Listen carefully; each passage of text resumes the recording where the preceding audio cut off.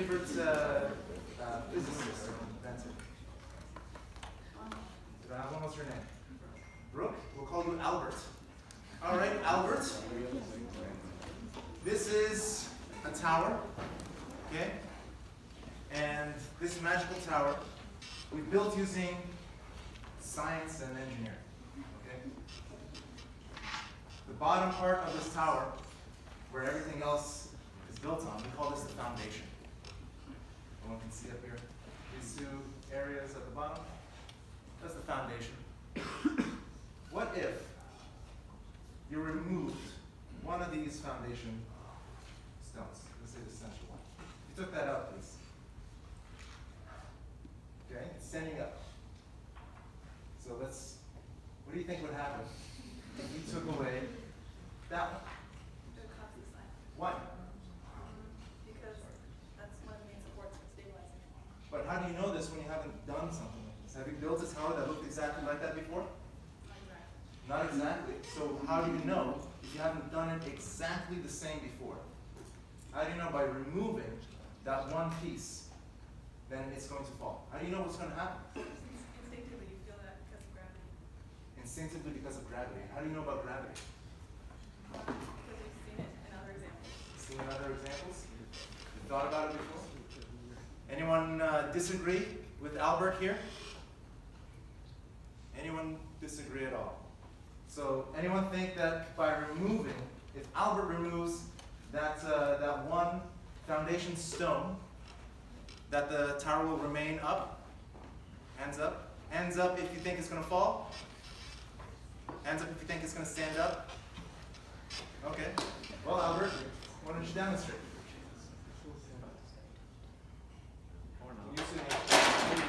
Wow. Wow.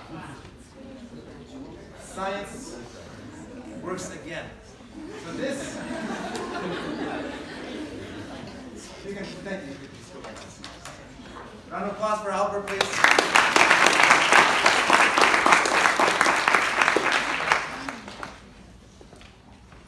So this Friday lectures are going to be about policy.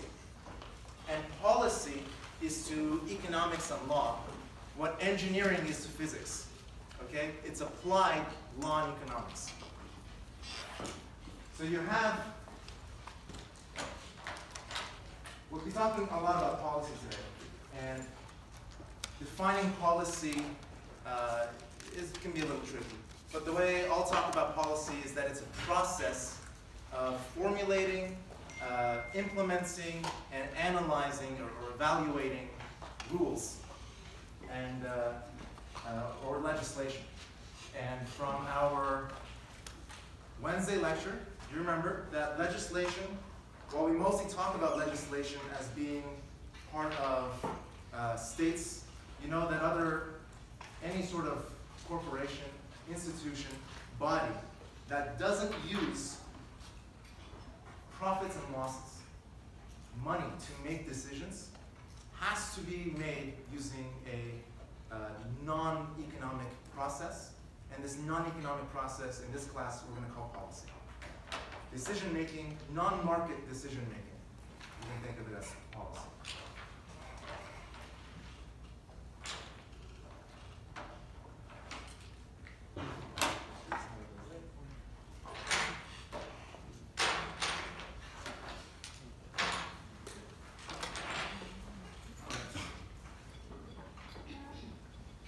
Any questions so far on policy making?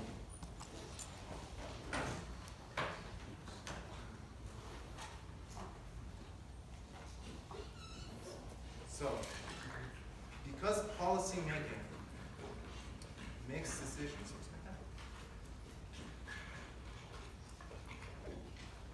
somebody have a pen I can borrow?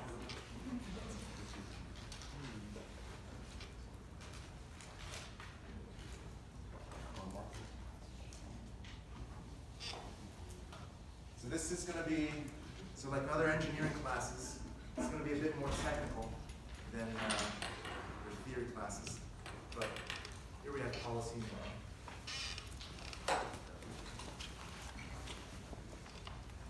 Policy policy. And I'll be making the notes I draw here available online afterwards. So we have a process of formulating,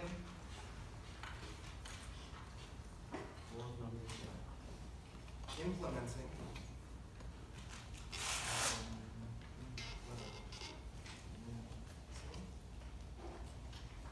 and evaluating.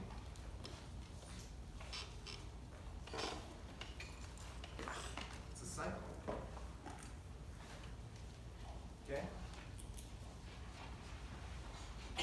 So let's say you are a, I don't know, what's a club? Who's in a club at all? What club are you in? Quidditch. Quidditch? Okay, so you're part of the Quidditch club. Excellent. And as part of the Quidditch club, are you part of the organizing committee? Do you have an organizing committee? Okay, so you have an organizing committee as part of this Quidditch club. They got to figure out when they can play, where they can play, how much they have to pay to play. All right? Who's going to be on the team? Who are going to be the different teams that they're going to be facing off against? Can you even conceivably make these decisions by buying and selling anything? No. So now you have to be part of this policy-making process. So first step is formulating the question. Where should we play? Where should we play? You, let's say let's keep it simple. You and your pals get together, it's just 2 or 3 of you, and they say, okay, here are all the different parks in the Guelph area, and let's say we're going to pick park. We have choices of park A, B, and C. Easy enough. We have a choice, a set of choices. We have a question. First, we have a question. That's formulation.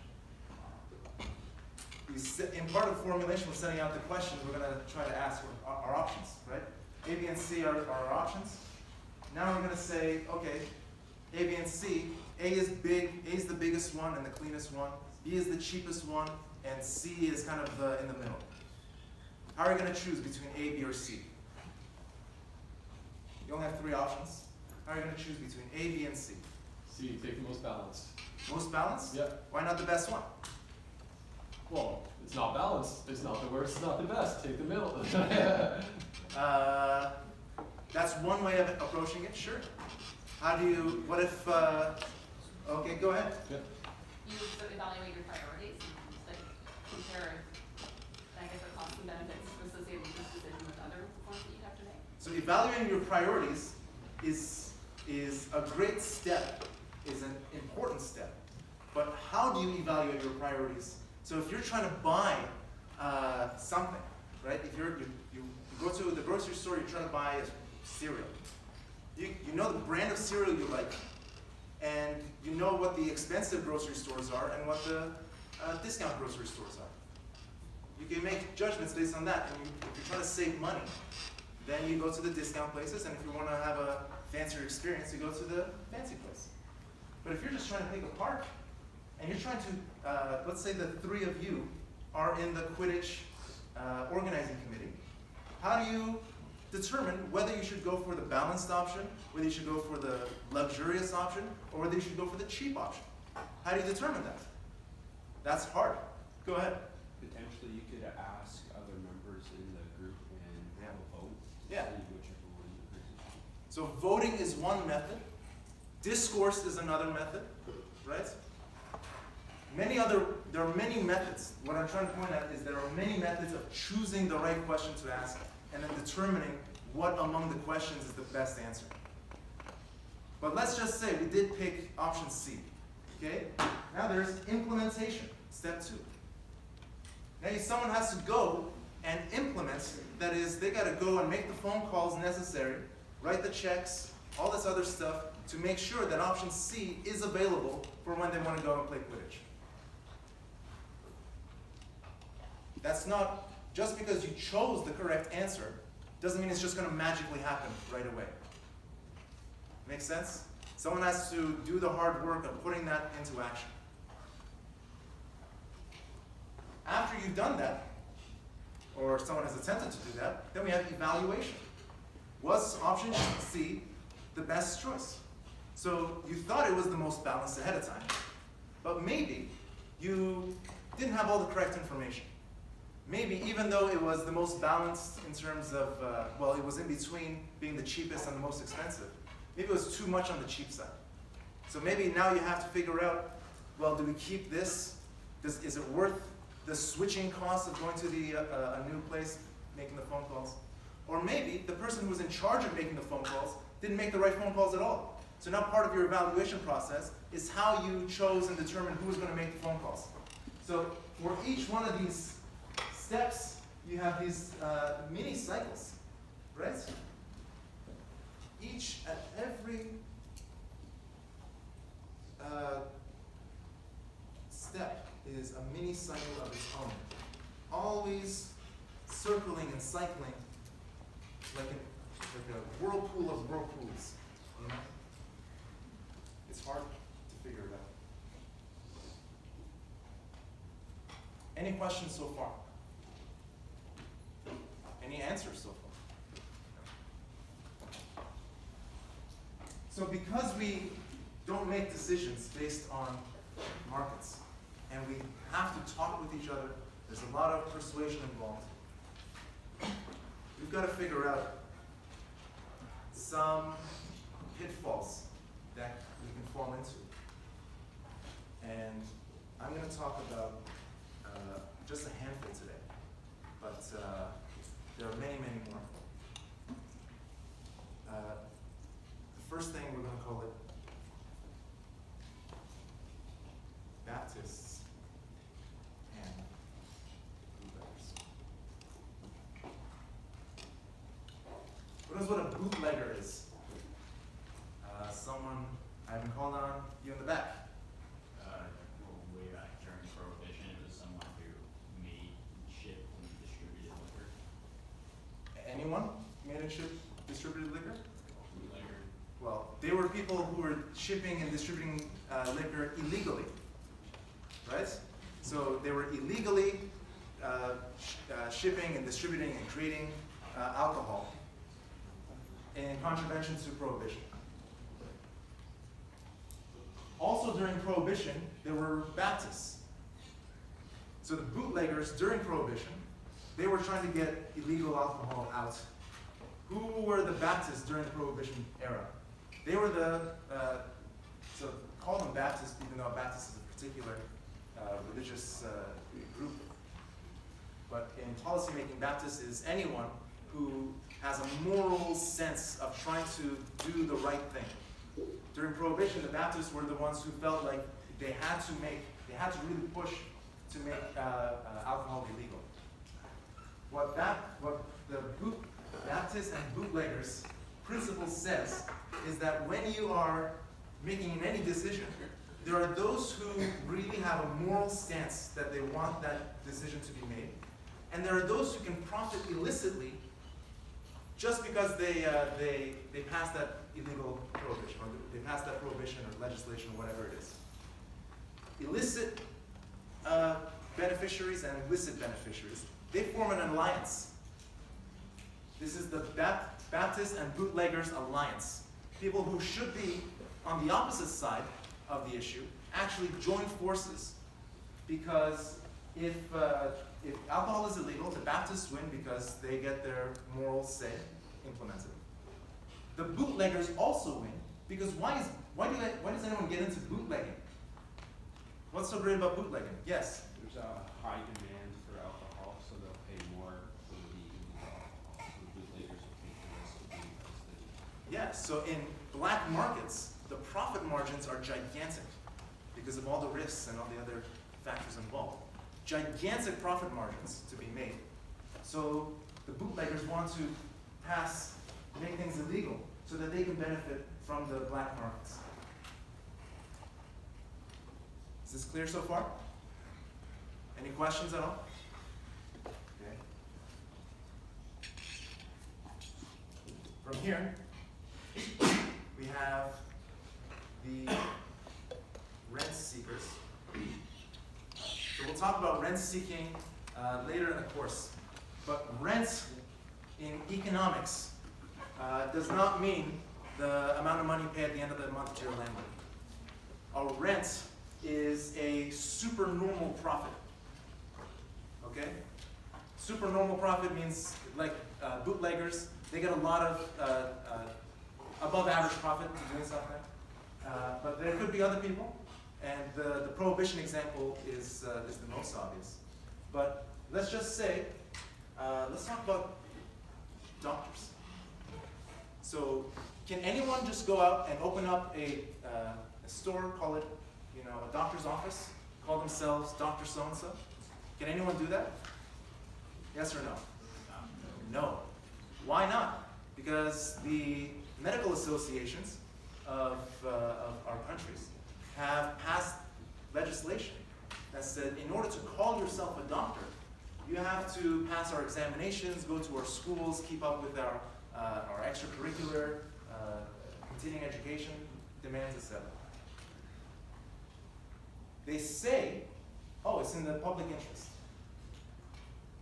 But by doing this, they're actually reducing competition for doctors. They're reducing the number of doctors that can practice legally. And if there are fewer doctors available, how much does it cost to go to the doctor? What's the price? What's going to happen to the price of going to the doctor? Is it going to go up or down? By fewer doctors, it's going to go up. They get higher benefits. In the financial services industry, when governments are talking about passing new regulations for big banks or for financial institutions, who, even though they say, oh, these regulations are going to hurt our business, etc., who ends up actually supporting a lot of the regulations to go through is the big banks and other financial institutions. Why? Because the more regulations there are, the harder it is for new entrants to come in and compete away at their big profits.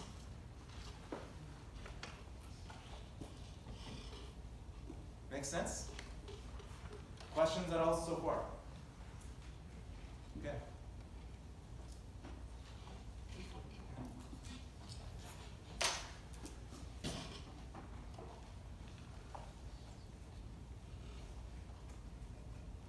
Concentrated benefits and dispersed costs. Concentrated benefits and dispersed costs. Concentrated benefit, yes. This was the previous one. Yeah. In the example of the banks, Yes. who are the rent and who are the seekers? Oh, thank you for your question. By reducing competition, the banks are increasing their profit to above what it would be with competition. We call that excess profit rents. And the fact that they're going after these regulations to create this excess profit that's seeking rents, call them rent seekers. Okay. Okay? Any other questions at all before we move on? That was a really good question. Thank you. Okay? Concentrated benefits and dispersed costs. This explains why we get lobbyists and these other groups of people. It's because, well, who becomes a lobbyist? Someone who has a lot to gain personally. Benefits concentrate a lot on them. So when there's financial regulation, who's it going to be impacting the most? It's the banks. So they have the most concentrated benefit at stake there.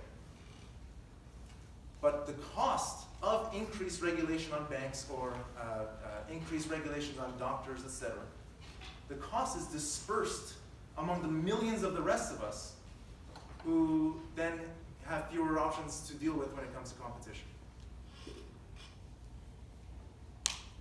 So the concentrated benefits, those who get the concentrated benefits, they have a lot at stake, so they have a lot of motivation to get out there and pound the sand and go door knocking to say, this legislation, we need it now.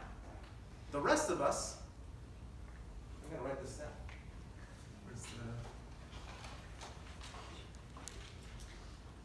The rest of us have an incentive to remain rationally ignorant.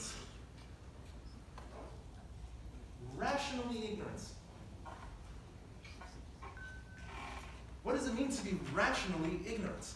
It means it doesn't make sense to go out of your way to educate yourself.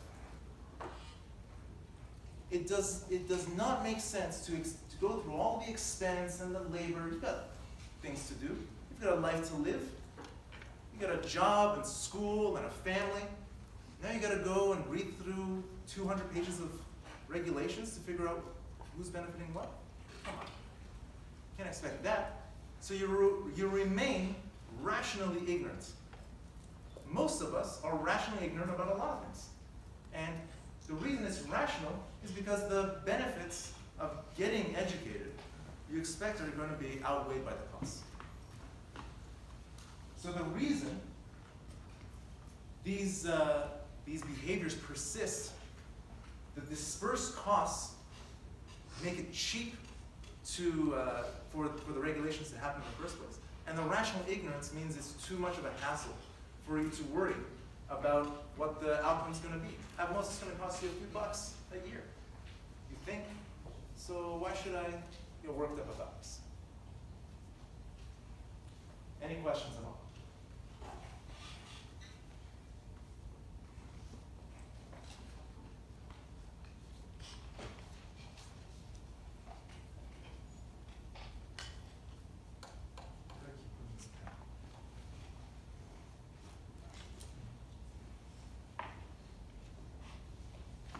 Log rolling.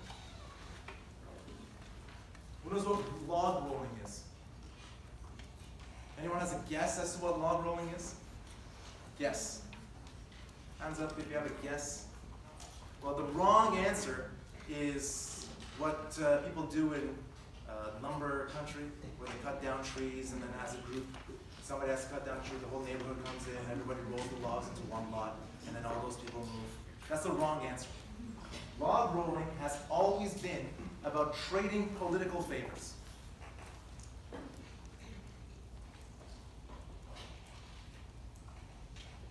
You say, look, so let's say we're all politicians here. And I say, hey, I really need to pass this legislation for my constituents. I say it, I need this for my constituents.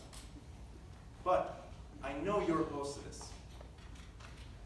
Why don't you feel comfortable coming up to class? You feel comfortable? Yeah? Okay, great. So let's put on our beard of contemplation. So you are another politician, and what's your name? Judd. We're going to call you Theodore. So Theodore, I want to pass this legislation regulating the banks. My constituents really want it. I know you are a fervent free market activist and you hate regulating anything. But I'll cut you a deal. You vote for my regulation to regulate banks. And then next week, when it comes time to vote on your bill to say, let's deregulate the healthcare industry, even though my constituents are kind of on the fence about that, or some of them are really vocal, a lot of my constituents are doctors, I'll vote in your favor, in favor of that bill. How does that sound? Sure. Sure. We just did log rolling. This happens a lot. Sometimes even, I will come out and say, as a politician, I will come out and say, oh, this is a horrible thing, this regulation, this free market regulation for deregulating healthcare. This is a horrible, horrible thing. We need to do something about it. And then we'll trade some favors. And then we will make the exchange of votes.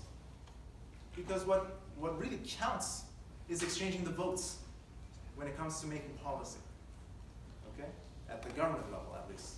At the state level. In this example. Thank you so much. Round of applause for Theodore.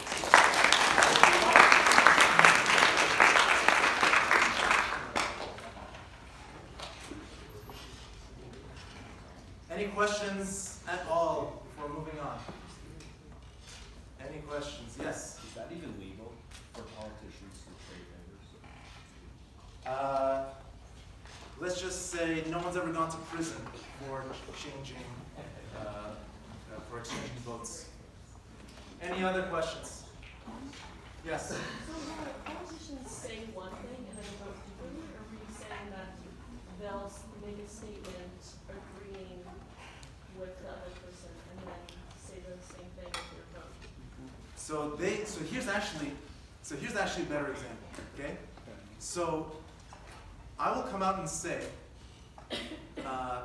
let's back to this example of free market healthcare.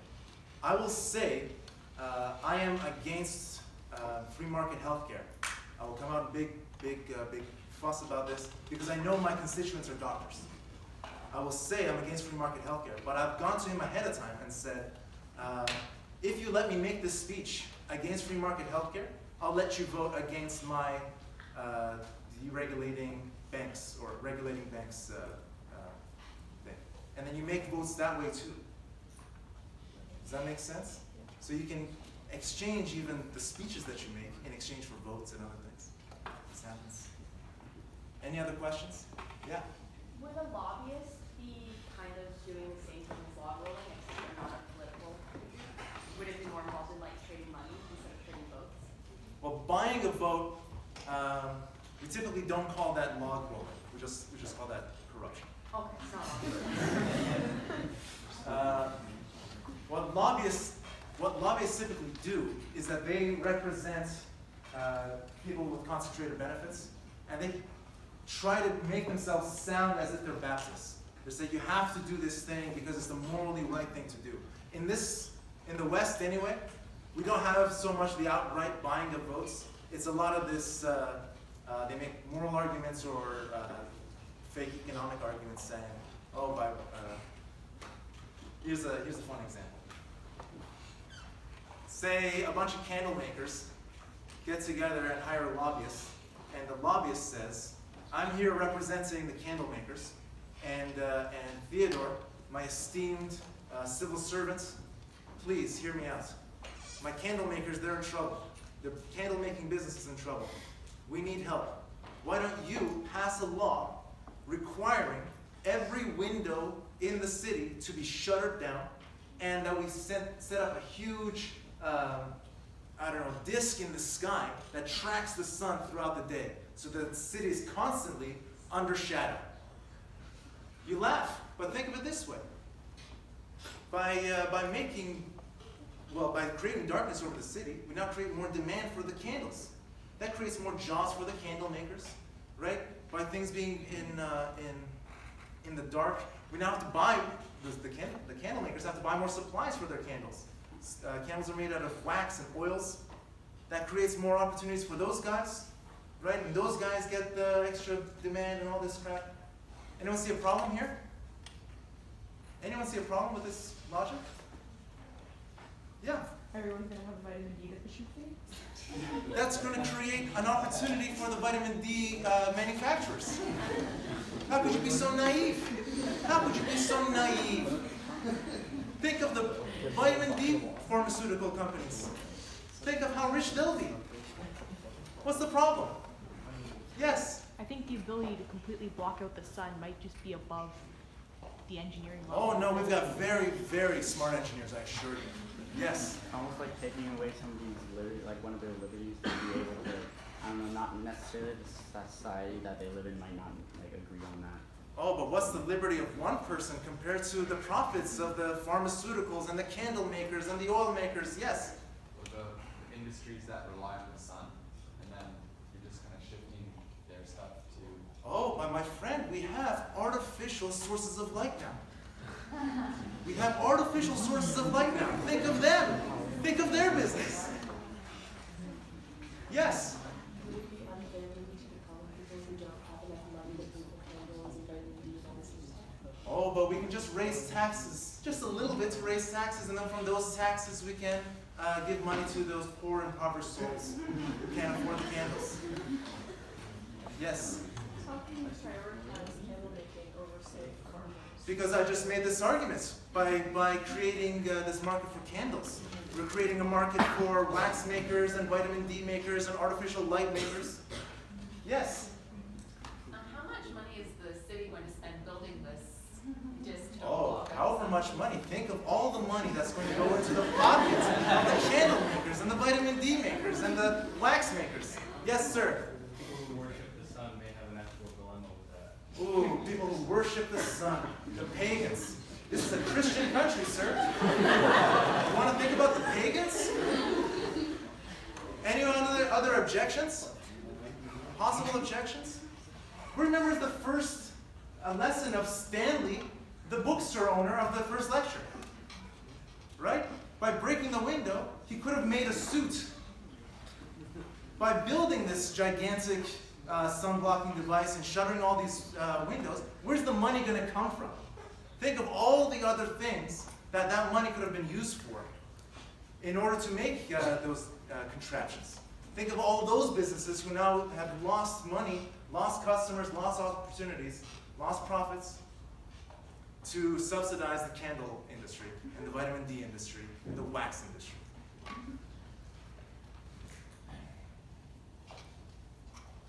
Are you guys thinking about that money? It's going to be a lot of money. Yes? Was the Donald Trump Ukrainian president playing an example of log rolling with favorite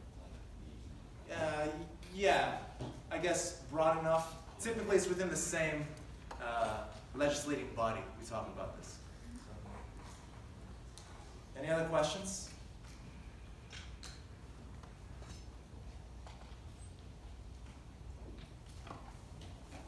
So, organizations that make non-market decisions, make policy decisions, we call them bureaucracies. Okay? Bureaucracy is any organization that makes non-market decision making. People use the phrase bureaucrat as an epithet, right? As an insult. Oh, it's just a bureaucrat. But the people in government don't like to call themselves bureaucrats, right? Civil servants, right? Esteemed civil servants. Even, you guys know the history of Prussia. Prussia basically really went the full 9 yards on bureaucratization, although they borrowed a lot of the ideas from the French. But even in Prussia, they still didn't like being called bureaucrats. They were civil servants. But let me be clear, we still have bureaucracies within market organizations, corporations. They have bureaucracies.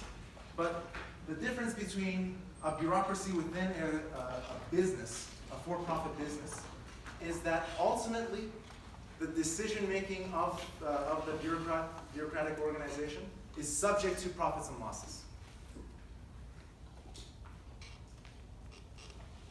In governments, bureaucratic decision-making will never be subject to profits and losses. Think about a police service.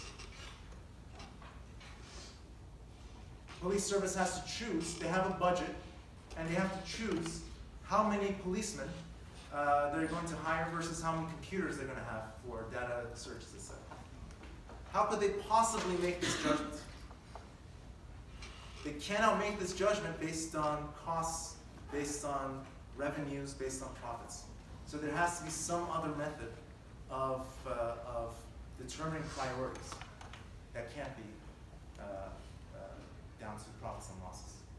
Whereas if you had a mercenary force, right? Like Blackwater, you guys remember that organization?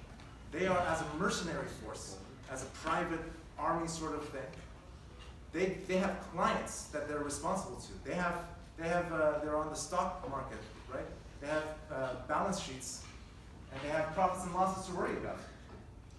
So when they have to choose whether they should hire more mercenaries or whether they should hire more or buy more computers, they have to think, how is this going to affect my ability to attract and retain clients? The police station does not have this worry because they're a necessary organization. The city can't get rid of the police station. So they say, okay, now that we can't get rid of the police station, we got to figure out rules and methods. If you take a full policy class or a law class, He'll talk more about the ethics and the principles of running police stations and other non-market bureaucracies. But in this class, we're just going to be analyzing what the outcomes are. Okay? Any questions at all? Bureaucracy, law rolling, rent seeking. So, you got a question?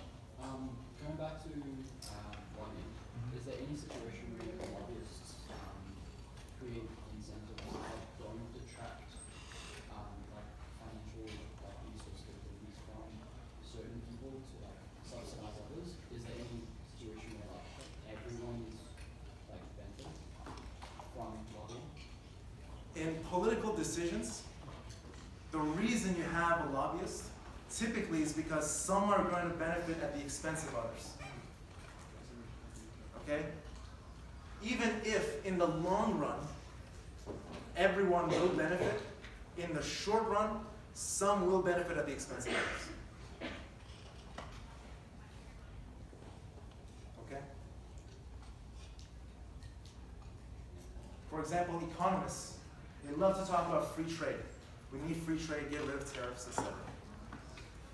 But they say free trade, we need free trade because in the long run, everyone will be better off. But in the short run, by getting rid of the tariffs and quotas on imported cars, domestic car manufacturers are going to be a lot worse off, for sure. In the long run, you'll have more cars at a lower price and other things will be cheaper too. The whole economy, prices will be cheaper and there will be more stuff. Prices will be cheaper and there will be more stuff after free trade in the long run. But in the short run, some people are going to lose a lot of money. People are going to get laid off, they're going to get fired. So it's a hard political decision because some are going to win and some are going to lose. And the losers are going to fight just as hard. Any other questions?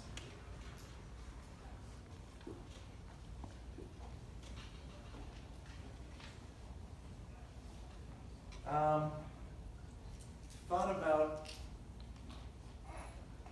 going over some more housekeeping things.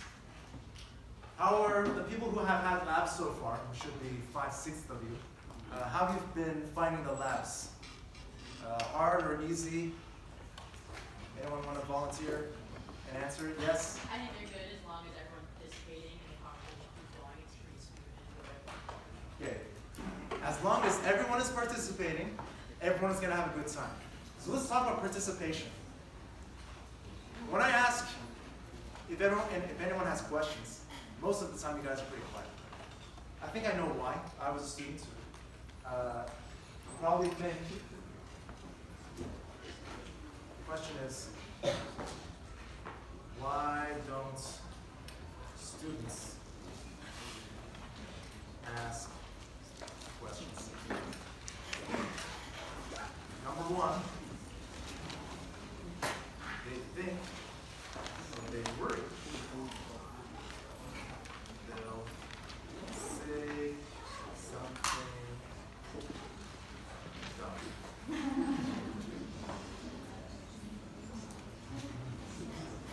Okay? So you might be worried about that, but let me tell you something. Whatever dumb thing that you think you might believe, that same opinion was at one point held by a Nobel Prize winning economist. Okay? Don't be afraid to ask questions for that reason. Related to this reason, you might be sitting in the back somewhere and seeing me ask questions, people answering questions, and think, all these people answering questions, they know so much more than me, and then you think you're dumb because you're comparing yourself to the 10 or 15 other people who among them, they seem to know everything. You're comparing yourself, the knowledge of one person, to the knowledge of, combined knowledge of 10 or 15 other people. That's also a mistake. Don't do that. Not everybody knows the answers. If you knew the answers, you wouldn't be sitting where you are. Okay? So don't be afraid of asking questions for that reason.